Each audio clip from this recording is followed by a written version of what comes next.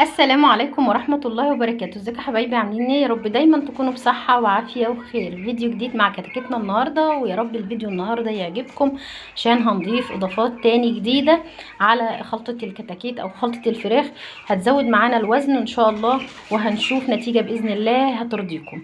الخلطات دي انا بعملها بناء على ان انا عملتها قبل كده عن تجربة، يعني ما عملتها، مش اول مرة بجيب لكم بيها واقول لكم الحاجات دي. انا اخرت فيها الدورة دي عشان خاطر الحر، زي ما قلت لكم في كل فيديو الحر، لان انا اول مره اربي في الحر، فخايفه اضيف الحاجات اللي كنت بضيفها في الوقت اللي فات. فالنهارده ان شاء الله هنشوف الفراخ بتاعتنا النهارده. ده نهايه اليوم ال 12. المفروض ان احنا بكره باذن الله هنوزن الفراخ، احنا كنا متفقين ان احنا هنوزن اليوم ال 13، فالنهارده نهايه اليوم ال 12. ودي خلطه الفراخ اللي انا هعملها بالليل ان شاء الله. هصور معاكم بقى بكره اخر اليوم، ويبقى تصويرنا بقى بعد كده اخر اليوم، يعني بعد ما بحط بقى السقوه بتاع النهار، لان انا مش هقعد بقى طول اليوم مش حاطه لهم اكل، بحط اكل وبحط ميه بس، ما بحطش اي اضافات غير اللي انا بقول لكم عليها دي. فالنهارده ده اخر يوم في اليوم ال 12 ان شاء الله. هنشوف خلطه العلف معانا اللي هتزود معانا حجم الكتكوت باذن الله، وهتوفر معانا في كميه العلف. طبعا احنا لسه اليوم ال 12 مفيش خلطات، لان كان حد قال لي وانا ينفع اضيف عيش او اضيف اي دشيشه او اي حاجه؟ معلش هتتعبي شويه، وبلاش تضيفي اي حاجه دلوقتي عشان خاطر الدنيا ما تبصي معاكي. مشيها علف لحد ما الكتكوت يوصل معاكي 20 يوم. بعد كده حابه خلطي، بس لو هتخلطي يبقى كيلو علف قصاده ربع كيلو من على حسب يعني كميه الفراخ، او على حسب ما انت بتحطي علف، يبقى الربع من الاضافه اللي انت هتحطيها، سواء عيش سواء دشيشه سواء كزب. لا مش كزب طبعا، الفراخ البيضه مش هينفع معاها كزب. سن فول، الحاجات دي ربع لكل كيلو، ربع من الخلطه لكل كيلو علف، على حسب بقى. شوفي انتي بتحطي نص، بتحطي قد ايه، فتقيسيها على كده. المهم دلوقتي ان احنا هنشوف الخلطه بتاعتنا، وهنشوف اضافتنا، ونشوف احنا هنعمل ايه باذن الله. كده العلافات بتاعتي ما شاء الله يعتبر انا يعني كان باقي فيها بواقي علف بسيطه، فانا حطيتها في العلف اللي معايا ده. دلوقتي بقى انا هحط على العلف اللي موجود معايا معلقه، وهنشوف المعلقه دي فايدتها ايه. زي ما احنا متفقين احنا كل مره بنحط معلقه من بنحط معلقه من ايه، من الكركم. نحط مقدار معلقه من الكركم، وهحط كمان الكركم ده احنا قلنا رافع مناعه، غير كده بيحفز الكتكوت على الاكل، خليه ياكل. حبه البركه، معلقه حبه البركه معايا كمان. حبه البركه دي فوائدها كتير جدا يا جماعه، والله العظيم اللي يعرف حبه البركه دي سواء للكبار او للصغار او للطيور، يعني فوائدها لا تعد ولا تحصى.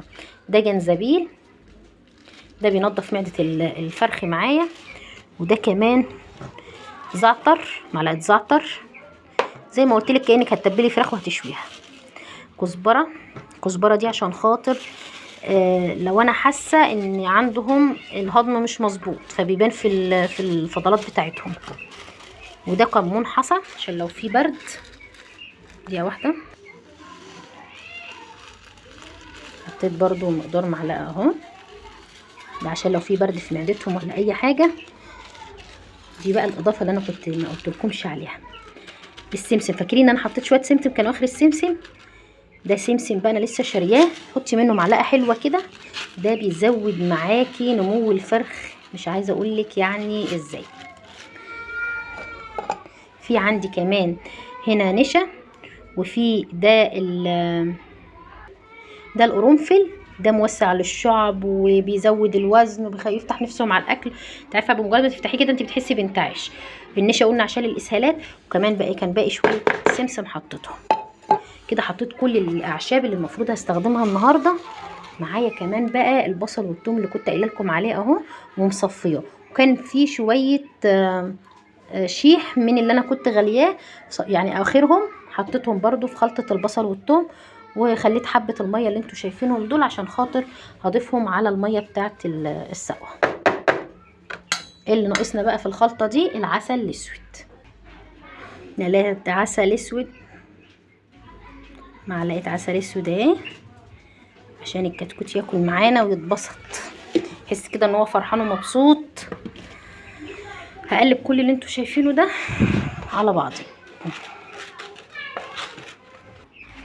كده خلصت بقى خلطة العلف اهي، هحطها في السقايات.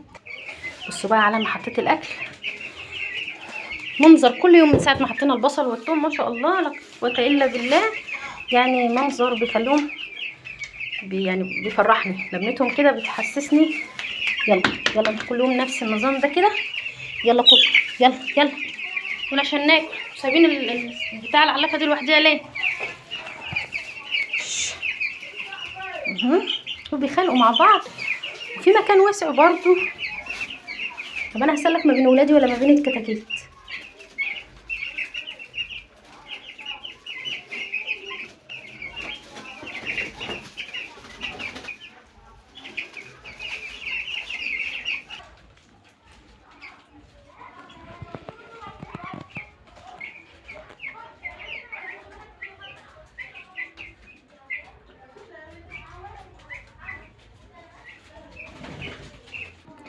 بصوا بقى الاضافه اللي هضيفها النهارده على السقوه بتاعتي، هضيف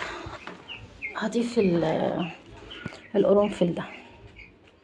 هضيف حبه من القرنفل ده على السقوه بتاع الميه، وهضيف كمان معلقه الزبادي دي عشان خاطر انا ما حطيتش برشام اخضر، وعندي حبه بصل يعني حبه ميه بصل وثوم. بقيه الخلطه اللي انا كنت عاملاها للعلف هحطها برضو، فهحط معلقه الزبادي دي ترطب معاهم